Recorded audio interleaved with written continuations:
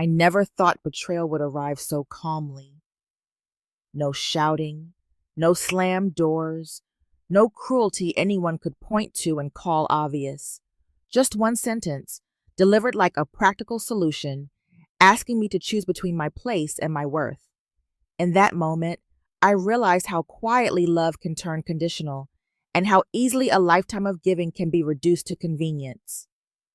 What hurt most was not the choice itself, but the certainty that my answer had already been assumed. That was the moment everything I believed about family cracked, and the moment my real story began.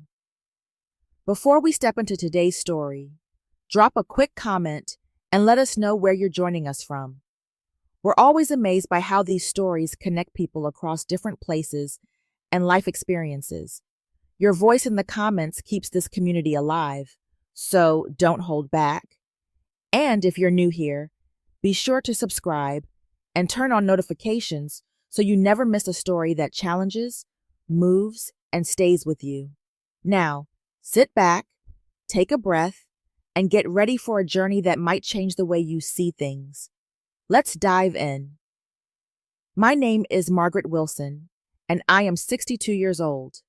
I never imagined I would be starting my life over at this age, measuring time in quiet mornings and careful thoughts instead of school schedules and family milestones. I am a widow now. My husband passed away from a sudden stroke several years ago, leaving behind a silence that no amount of routine could ever truly fill. After more than 3 decades of marriage, the house we shared felt too large and unbearably empty, so I made what I believed was a sensible decision. I sold it. I used the money from that sale, along with most of my savings, to help my only son, Daniel, buy a home in a quiet suburb of Oregon. It felt natural, almost instinctive. That was what parents did, or at least what I had always believed parents should do. I moved in with Daniel, his wife Rebecca, and their 2 young children, thinking this new arrangement would bring closeness and comfort to all of us. From the outside, the house looked like something out of a brochure. Neat lawns, wide windows, clean lines, and neighbors who waved politely but rarely lingered. It was the kind of place where nothing appeared out of order. Inside, everything ran smoothly as well, at least on the surface. The children had schedules. Daniel had his work, Rebecca had her routines, and I had my place within it all, even if no one ever officially named it. My days followed a quiet rhythm. I woke early, as I always had, and moved through the kitchen while the house still slept. I prepared breakfast, packed lunches, and made sure the children were ready for school. I handled grocery lists, managed small household expenses, and kept track of details others did not have time to notice. Before retirement, I'd worked as an accountant, and organization still came naturally to me. No one asked me to do these things. I simply stepped in, filling the spaces that seemed to need filling. Daniel was polite, efficient, and often busy. Our conversations were friendly but brief, usually centered around schedules or practical matters. Rebecca was courteous as well, never openly unkind, but there was a careful distance in the way she spoke to me, as though we were co-workers rather than family.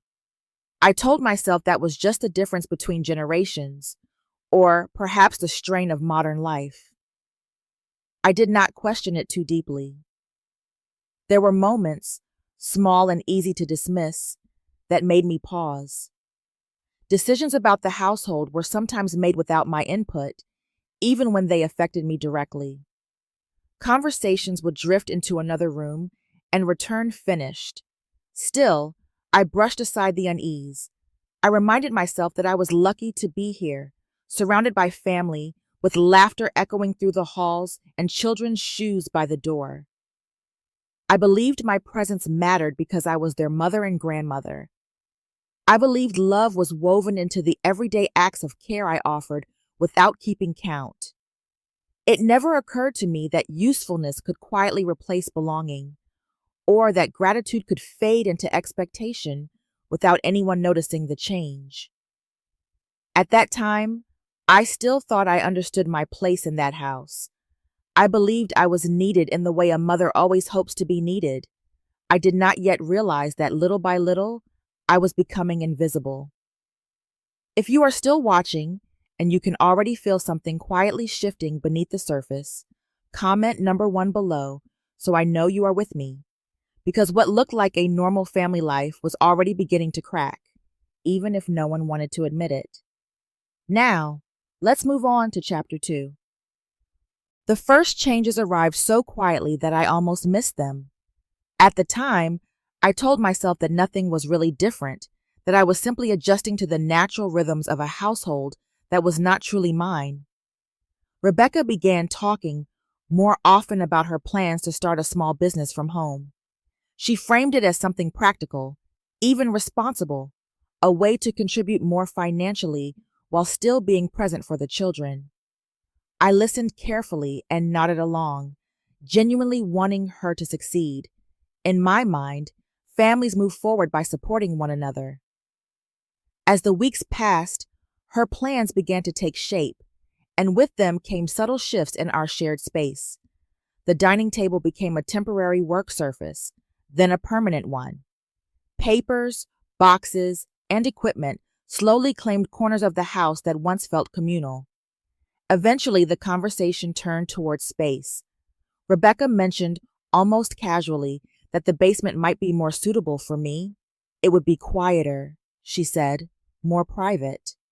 The suggestion was delivered gently, as though it were already settled. I felt the ground shift beneath me, though I smiled and said I would think about it. What unsettled me was not the basement itself, but the assumption behind the suggestion. It was clear that I was the one expected to adapt. No one asked whether the change suited me, only whether I would accept it. I told myself this was a small thing, not worth turning into a conflict. Still, I noticed how easily my comfort had become negotiable. Around the same time, conversations in the house began to happen without me. Discussions about finances, schedules, and household plans took place while I was out running errands or watching the children. I would learn about decisions after they had already been made, often in passing. This stung more than I expected. Before retirement, I had worked for years as an accountant. Numbers, planning, and foresight had once been my strength. Now, those same topics unfolded beyond my reach, as though my experience no longer mattered. Daniel's manner changed as well, though it was so gradual that I questioned my own perception. He spoke to me less as a son confiding in his mother and more as a man managing responsibilities. His words were efficient, focused on outcomes rather than feelings. He informed me of plans instead of asking my thoughts. I could sense that something unspoken was being rearranged between us, a quiet shift in roles that left me uncertain of where I stood. Inside, I began to argue with myself. I wondered if I was being overly sensitive, if age had made me cling too tightly to relevance. I reminded myself that families evolve, that children grow into adults with their own priorities. Each time unease surfaced, I pushed it back down, choosing patience over confrontation. Silence, I believed, was a form of love. Yet the silence grew heavier. I started to feel as though I was watching my place in the household slowly dissolve, not through cruelty or open conflict, but through polite omission. My presence was still acknowledged, but my voice carried less weight. I was useful, dependable, always available, and somehow that made me easy to overlook. By then, nothing dramatic had happened. No harsh words had been spoken, no doors slammed. On the surface, everything appeared normal, and that was what unsettled me most. I sensed that the foundation beneath my life was shifting, grain by grain, and I could not point to a single moment when it began. All I knew was that the feeling of belonging I once carried so easily no longer felt secure. If these subtle changes feel familiar to you, If you have ever sensed respect fading before words were spoken, comment number 2 below. Because what happens next is not a misunderstanding. It is a moment that changes everything. Now, let's move on to chapter 3. The evening Daniel asked to speak with me began like any other. Dinner had ended, the children were upstairs, and the house settled into its familiar quiet. There was no tension in the air, no raised voices or warning signs. That normalcy made what followed feel even more unreal, as though the ground had shifted without making a sound. Daniel suggested we talk in the living room.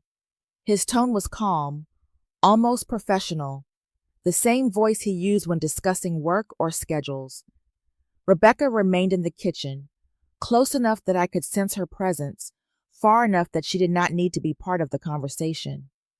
I sat down across from my son, my hands folded in my lap, unaware that this moment would quietly redraw the boundaries of my life. He began by talking about responsibility, about pressure, about how much Rebecca was taking on, and how demanding her plans for the business had become. His words were careful, structured, as if he had rehearsed them. I listened without interrupting, still believing this was simply another discussion about logistics. Then he paused, took a breath, and said, I needed to understand something important. He explained that things could not continue the way they were, that the household needed clearer roles, more efficiency. He spoke about what made sense, about what was practical for everyone involved. Finally, he presented the choice. I could stay in the house, but only if I committed fully to supporting Rebecca, her business, and the daily running of the home without hesitation. Otherwise, he said, it might be better for me to find another place to live, somewhere more suitable for this stage of my life. For a moment, I did not respond. It felt as though time had slowed, each second stretching longer than the last. I searched Daniel's face, looking for uncertainty or softness, something that might tell me this was harder for him than he was letting on. I found none. He was not angry. He was resolved. What struck me most was how reasonable he sounded. There was no cruelty in his words, no raised voice, no accusation. And yet, I felt something inside me tighten. I was not being spoken to as a mother who had given decades of her life to this family. I was being addressed as a variable, a factor to be managed. Rebecca did not step in. She did not contradict him or soften his message. Her silence filled the room more loudly than any argument could have. In that quiet, I understood that this was not a spontaneous conversation. This decision had been considered, discussed, and agreed upon long before Daniel spoke to me. I realized then that I was not being asked for help. I was being asked for submission. The choice before me was not between staying or leaving, but between dignity and convenience. I could remain only if I accepted a role that required me to shrink myself, to exist solely in service of someone else's needs. I did not cry. I did not raise my voice.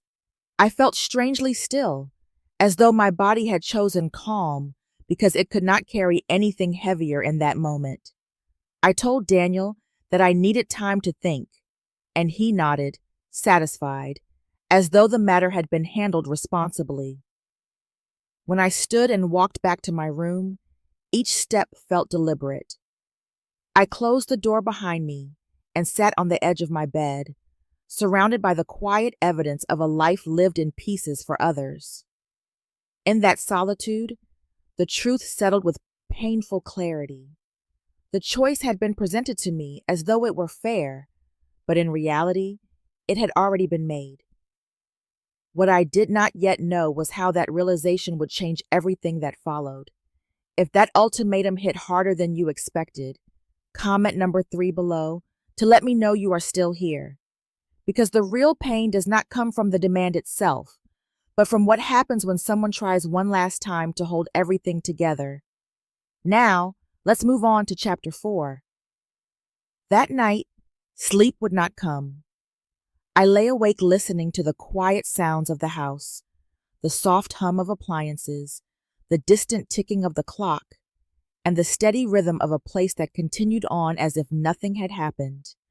Daniel's words replayed in my mind, not loudly, but with a persistence that refused to fade.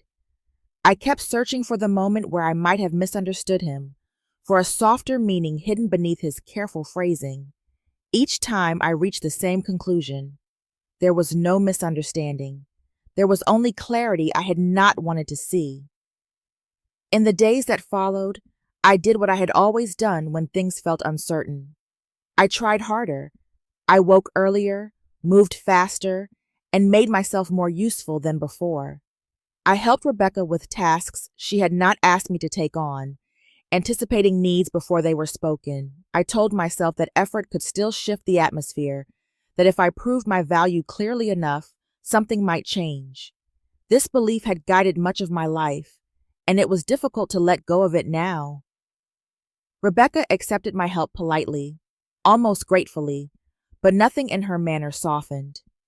Daniel noticed the extra effort and acknowledged it with brief thanks, then returned to his routines. No one questioned why I was doing more, and no one suggested that it might not be necessary. My increased presence did not bring me closer to them.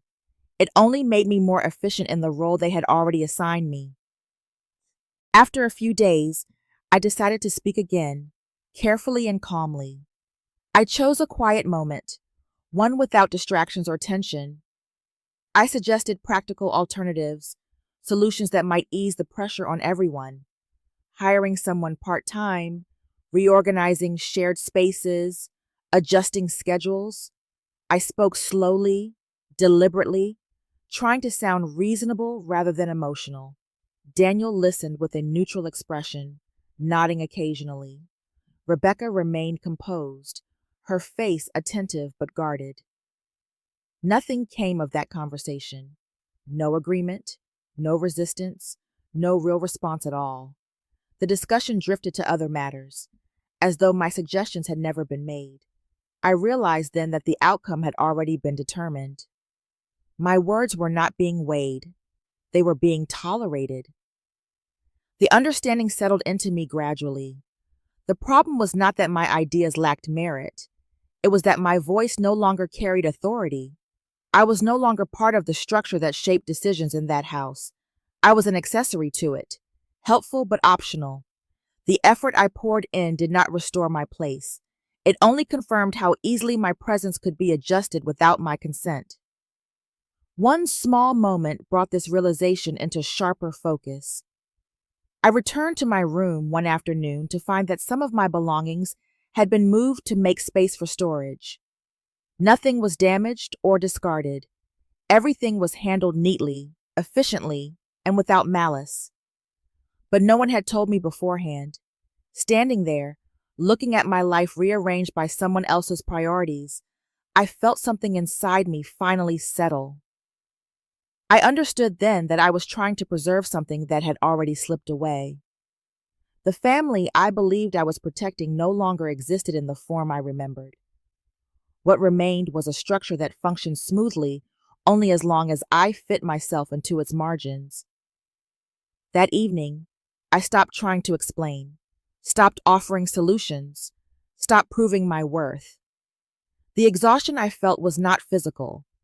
It came from holding myself in a place that no longer made room for me. For the first time, the idea of leaving did not feel like failure. It felt like the only honest response to a truth I could no longer ignore. If you felt the quiet exhaustion of trying without being heard, comment number 4 below. Because the next chapter is where a decision is made, not out of anger, but out of self-respect. Now, let's move on to chapter 5. The decision to leave did not arrive in a dramatic moment.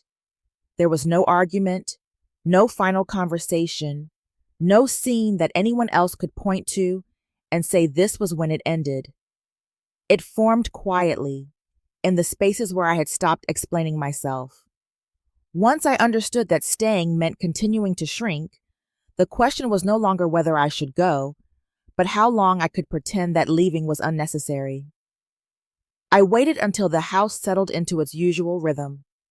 One early morning, while the light outside was still pale and undecided, I opened my closet and pulled out an old suitcase.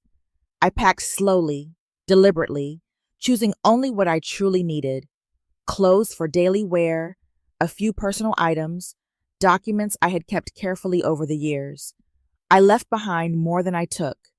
Objects I once believed mattered suddenly felt heavier than they were worth. As I folded each item, memories surfaced without warning. The life I had built with my husband, the years of raising Daniel, the belief that everything I gave would one day come back to me in quiet ways. I did not linger on those thoughts.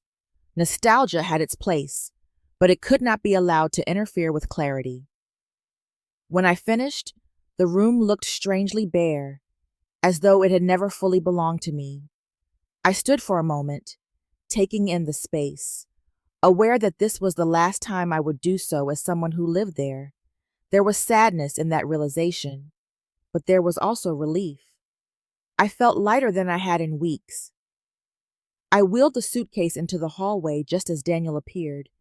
His expression shifted from confusion to alarm when he understood what he was seeing. He asked where I was going, his voice uncertain, as if the answer might still be negotiable. I told him calmly that I had made arrangements.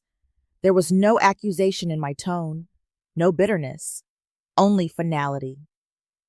Rebecca remained silent, watching from a distance. Her face revealed nothing, but her stillness spoke volumes. This was not what they had expected. They had assumed time would soften me, that practicality would eventually outweigh resolve. They had not considered that I might choose myself. As I stepped outside, the morning air felt cool and unfamiliar. The door closed behind me with a soft, ordinary sound, and in that moment, something inside me shifted. I was no longer waiting to be included. I was moving forward on my own terms. The drive to Portland passed in a quiet blur. I checked into a small apartment in a senior living complex, a place chosen not for comfort, but for independence. The room was simple and clean, its emptiness echoing my own. That first evening, I sat on the edge of the bed, listening to sounds that did not belong to me yet. The silence felt different here. It was not filled with expectation. That night, sleep came in fragments. I thought about the children, about the routines I had left behind, about the version of myself that had believed endurance was the same as love. The ache in my chest was real, but it was not regret. It was grief for something that had already been gone. As dawn broke, I made tea in the small kitchenette and sat by the window. For the first time in a long while, no one needed me to be anywhere else. The realization settled gently, like a truth that had been waiting for me to notice it. Leaving was not an act of anger or pride. It was an act of honesty. I did not know what would come next. I only knew that staying had cost me more than I could afford. Walking away was not the end of my story. It was the first time in years that the direction of my life felt truly my own. The first days in my new apartment passed more quietly than I expected. The building in Portland was modest, designed for people like me who had learned to live with less noise and fewer demands. The hallway smelled faintly of clean linen and coffee, and the sounds that reached my door belonged to no one I knew. At night, the silence felt unfamiliar, but it was not heavy. It did not ask anything of me. I spent those early mornings sitting by the window, watching light settle over rooftops I had never seen before. There was an emptiness inside me, but it was honest. I was not pretending that everything was fine, and that truth gave the space a strange kind of peace. For the first time in years, I was not measuring my day by what others needed. Then my phone began to ring. At first, I let it vibrate on the table. Daniel's name appeared again and again, filling the screen with the urgency that had not existed before I left. I counted the missed calls without answering. A realization formed slowly, one that felt important enough to hold on to. Not every call comes from love. Some come from disruption. Some come from loss of convenience. When I finally answered, Daniel sounded breathless, his concern hurried and uneven. He asked if I was all right, then moved quickly into describing how difficult things had become at home. The children were unsettled. Schedules were off. Rebecca was overwhelmed. I listened without interrupting, noticing what was absent from his words. There was no apology, no acknowledgement of why I had left, only the expectation that my presence could restore order. I told him I was fine and ended the call soon after. My voice remained steady, surprising even me. I was not angry. I was alert. A few days later, Daniel came to see me. He looked tired, not in the way grief wears on a person, but in the way inconvenience does. We sat across from each other in my small living room, the unfamiliar furniture creating a distance that felt symbolic. He spoke about ordinary things at first, circling the real reason for his visit. Eventually, he admitted what he had come to say. The house was hard to manage without me. Hearing it spoken aloud brought an unexpected clarity. They had not missed my presence. They had missed my function. The invisible work I carried had only become visible once it was gone. I felt no satisfaction in that truth, only a calm acceptance. When I responded, my words were simple. I told him I was well where I was, that I could visit, that I would always care about him and the children, but that I would not return to live there. There was no bitterness in my voice, no accusation. I did not need to justify myself any longer. Daniel stared at me, his expression caught between confusion and disbelief. He had expected resistance once, perhaps tears. He had not expected certainty. In that moment, I saw him realize that something fundamental had shifted. I was no longer negotiating my place in his life. I had defined it. After he left, I remained seated, listening to the quiet settle again. I did not feel victorious. I felt grounded. The choice I had made did not push my son away. It simply placed me back at the center of my own life. I understood then that the ultimatum he had given me had never truly been about options. He had assumed my answer before asking the question. He believed I would choose familiarity, sacrifice, and silence. What he never considered was that I might choose myself. That choice did not erase the pain of what had been lost. It did not repair the past, but it gave me something I had not felt in a long time. It gave me ownership over my future, and in that quiet certainty, I finally felt free. If the choice she made surprised you, comment number 6 below, so I know you are still following this journey, because what comes next reveals the true cost of taking someone for granted. Now, let's move on to chapter 7. After Daniel left my apartment that afternoon, the silence returned, but it no longer carried the same uncertainty it once had.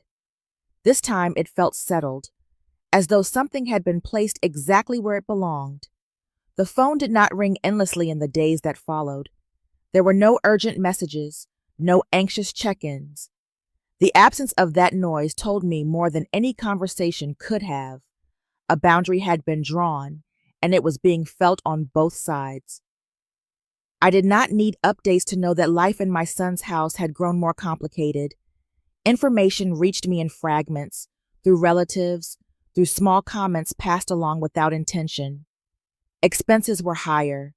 Schedules were harder to manage.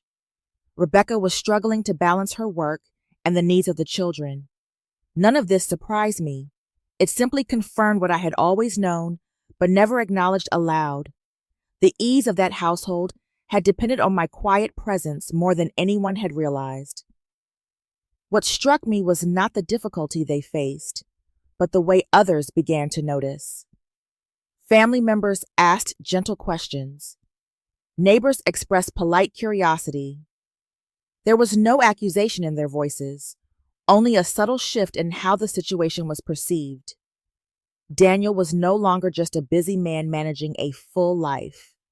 He was a son whose mother no longer lived under his roof, and people wondered why. I did not explain. I did not defend myself or place blame.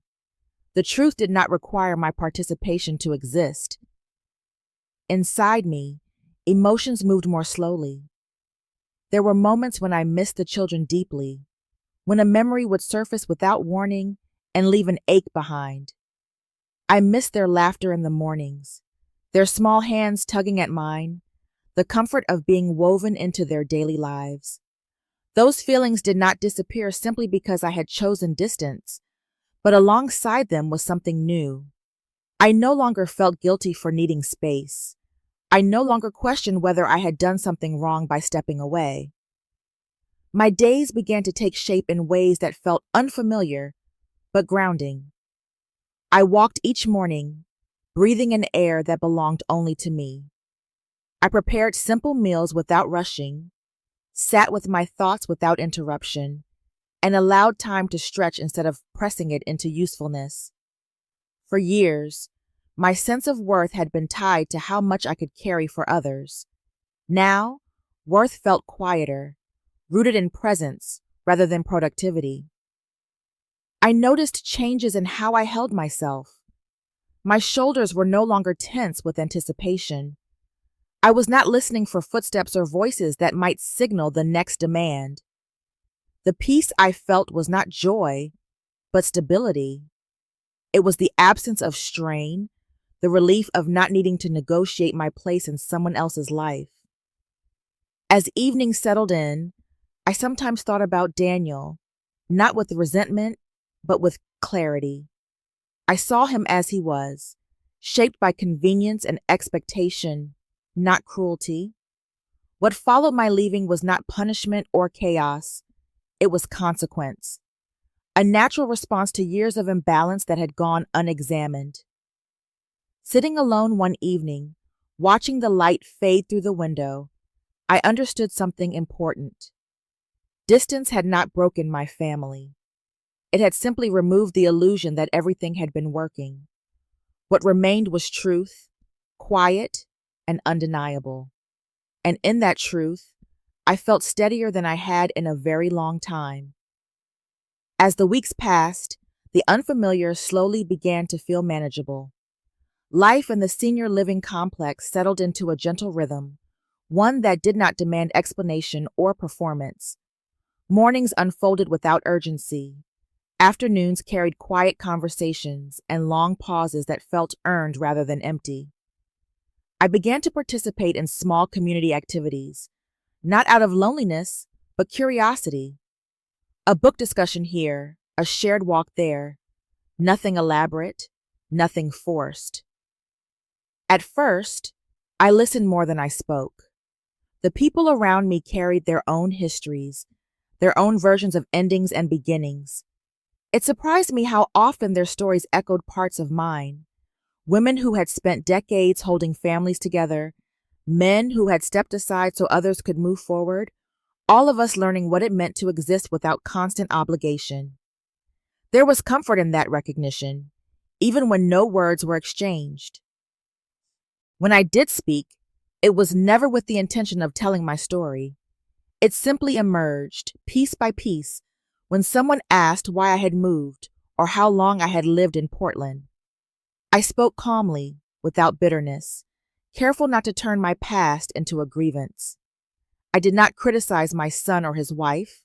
I talked about learning the importance of boundaries, about discovering how easily a role can replace a relationship. The words felt honest, and honesty, I found, carried its own weight. I did not realize how far those quiet conversations traveled. People remembered what I said not because it was dramatic, but because it was familiar. Over time, I sensed a subtle shift beyond the walls of the complex. Daniel mentioned, in passing, that acquaintances had asked about me. There was no confrontation in his voice, only an awareness that something had changed. I understood then that truth does not need volume to be heard. It moves on its own. My conversations with Daniel became less frequent, but more deliberate. He no longer spoke as if rushing toward a solution. There was caution now, and a hint of reflection. I remained steady, neither cold nor inviting. I made it clear that I would not return to the old arrangement, but I left room for connection on new terms. That balance felt fragile at first, yet necessary. There was one afternoon when he brought the children to visit. They ran toward me without hesitation, their laughter cutting through every adult complication. Sitting with them, I felt the familiar warmth return, unchanged by distance. Love, I realized, does not disappear when boundaries are drawn. It adapts. When they left, I watched them go without the sharp ache I once feared. I knew I would see them again, and I knew the space between visits did not diminish what mattered. That evening, I returned to my apartment with a sense of quiet fulfillment. The day had been simple, yet it carried a clarity I had not known before. I was no longer measuring my worth by how indispensable I could be. I was learning to value myself without witnesses, without approval. Sitting by the window as the light softened and the city settled into evening, I reflected on how much had shifted in such a short time. I was not rebuilding the life I had left behind.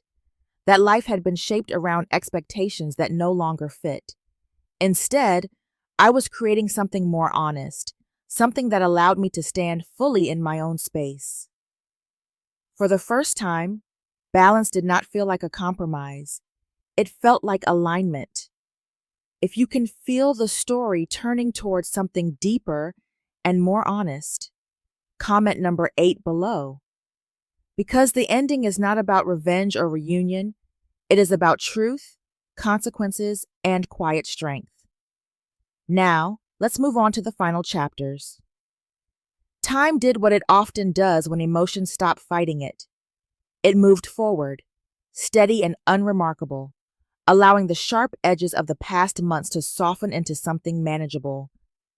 My life continued in its new shape, no longer tentative, no longer provisional. The routines I had built were no longer experiments. They were simply how I lived. Some matters, however, could not be left to time alone. The question of finances, which had hovered quietly in the background for years, finally surfaced in a way that required clarity. With the help of a legal intermediary, the contributions I had made toward the purchase of my son's house were formally acknowledged. There were no dramatic confrontations, no accusations traded across a table. The process was measured and restrained, focused on documentation rather than emotion. When it concluded, I felt neither triumph nor relief. What I felt was alignment. The record now reflected the truth, and that was enough. Daniel's behavior shifted in small but unmistakable ways after that. He approached me with a caution that had not existed before, as though aware that the assumptions he once carried no longer applied. Our conversations became simpler, more respectful. He no longer spoke as if my time or energy were available by default. There was less familiarity, but also less tension. We were learning, awkwardly, how to relate to each other without the imbalance that had once defined us. And oddly appropriate. We did not seek closeness, and we did not avoid one another. Boundaries existed clearly between us, and within those boundaries, there was calm. I did not need her understanding to feel at peace. Mutual respect, even at arm's length, proved sufficient. Looking back, I saw my journey with a clarity that had once been impossible. I had not lost my family in the way I had feared. What I had lost was a role that required my quiet disappearance. The version of connection I once clung to depended on my willingness to be endlessly accommodating. When I stepped away from that, the relationship did not collapse. It reformed, leaner and more honest. There were moments when I wondered if things might have unfolded differently, if a conversation held earlier or a boundary drawn sooner could have changed the outcome. Those thoughts passed quickly. Regret required the belief that I had failed. I no longer believed that. I had acted with the understanding available to me at the time. Growth does not move backward to correct itself. It moves forward, carrying what it has learned. In the evenings, I often sat in my living room, surrounded by a sense of familiarity I had created on my own. The space reflected who I was now, not who I had been expected to be. I no longer waited for someone to recognize my worth. I lived it quietly, without witnesses. The ending of this chapter of my life was not marked by reunion or apology. There were no promises made about the future, no assurances that everything would one day feel complete. What existed instead was something steadier. Truth had replaced pretense. Respect had replaced expectation. The outcome was not perfect. It did not restore what had been lost or undo the years of imbalance. But it was honest. And in that honesty, I found a peace that felt earned, durable, and entirely my own. In the quiet of my apartment, evenings had become a time for reflection rather than restlessness. The space around me no longer felt temporary or borrowed. It carried my habits, my preferences, my silences. A chair by the window, a lamp that cast a soft circle of light, a shelf slowly filling with books I had postponed reading for years. This place did not ask me to perform or provide. It simply held me. When I looked back now, the path that had brought me here felt clear in a way it never had while I was walking it. I remembered the years spent living in my son's home, believing that love meant making myself endlessly available. I remembered the moment I was asked to choose, how calmly the words were delivered, and how unprepared I was for what they revealed. I remembered packing my suitcase without anger, leaving without shouting, and stepping into uncertainty with a steadiness that surprised even me. I had not fought for my place. I had not argued my worth. For a long time, I wondered if that meant I had been weak. Now I understood the opposite was true. Strength does not always announce itself. Sometimes it takes the shape of quiet decisions made when no one is watching. It is the courage to stop explaining yourself to people who have already decided how much you matter. There is a difference between sacrifice and erasure. I had confused the two for much of my life. Sacrifice is offered freely, with choice and recognition. Erasure happens when giving becomes expected, when kindness turns into obligation, and when your presence is valued only for what it makes easier for others. Love cannot survive in that space. It grows distorted, transactional, thin. What I learned, slowly and without drama, was that boundaries are not punishments. They are instructions. They teach others how to treat you, but more importantly, they teach you how to treat yourself. The moment I stopped stepping forward automatically, the truth of my relationships became visible. Not all of it was comfortable, but it was honest. I no longer define myself by the roles I once carried so faithfully. I am not measured by how much I can endure or how many needs I can anticipate. I am a woman with her own interior life, her own pace, her own future unfolding quietly. That future does not need to be impressive. It only needs to be mine. There are days when I miss what was familiar. That is natural. Familiarity has its own gravity, but I no longer mistake familiarity for belonging. Belonging does not require you to disappear.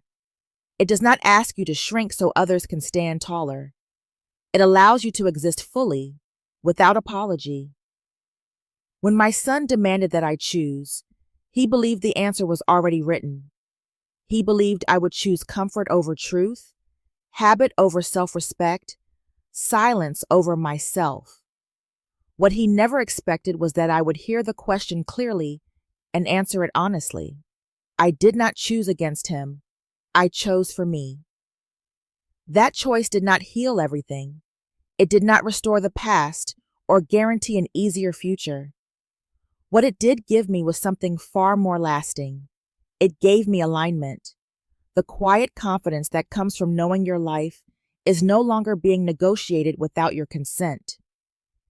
As the evening light faded and the room settled into stillness, I felt no need for resolution beyond this. My story did not end with reconciliation or triumph. It ended with clarity, and that, I had learned, was more than enough. In the end, this story is not about conflict, loss, or separation. It is about awakening. It is about the quiet moment when someone realizes that love should never demand self-erasure and that dignity is not something granted by others, but something claimed from within. Life has a way of teaching its hardest lessons softly, through discomfort rather than drama, through silence rather than noise. And sometimes the bravest thing a person can do is step back, draw a line, and choose themselves without anger or bitterness. Growth does not always repair what was broken. Sometimes it simply reveals the truth and asks us to live honestly with it. Peace, then, is not the absence of pain, but the presence of self-respect. Thank you for taking the time to listen to this story. If it resonated with you, please share your thoughts in the comments. Do not forget to like, subscribe, and follow the channel for more stories that speak to real life, quiet strength, and hard-earned wisdom.